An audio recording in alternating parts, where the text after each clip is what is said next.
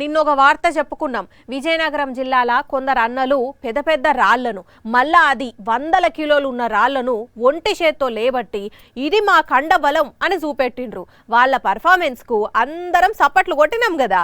కానీ ఇక్కడ మాత్రం ఒకళ్ళు కండబలం కాదు, పండ్ల బలం చూపెట్టిండ్రు. పండ్ల బలమా అంటే పండ్లు తిన్నడా అంటే కాదు. ఇగో ఇది ముచ్చట.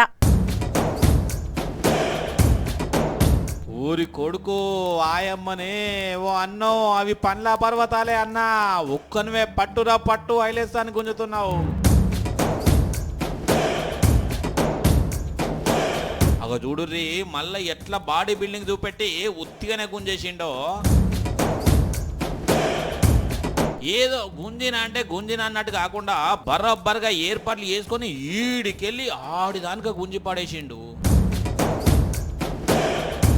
చూడుండ్రి దోస్తుగాడు ధూమ్ తడాకా చూపెట్టేసరికి దోస్తులు ఎట్లా సప్పట్లు కొట్టి ఇంకెంత ఎంకరేజ్ చేస్తుండ్రో. భాగ్పత్ బహుపల్ ఇది ఎంత 16 ఏళ్ల పిల్లగాడే, మరి ఎప్పటి నుంచి ప్రాక్టీస్ చేసిండో మరి. ఏం దీని పనులను వజ్రాల కంటే షార్ప్గా చేసుకున్నాడో కానీ ట్రాక్టర్ను తాడు కట్టి పనులతోని గుంజిండ అంటే మామూలుడు కాదు.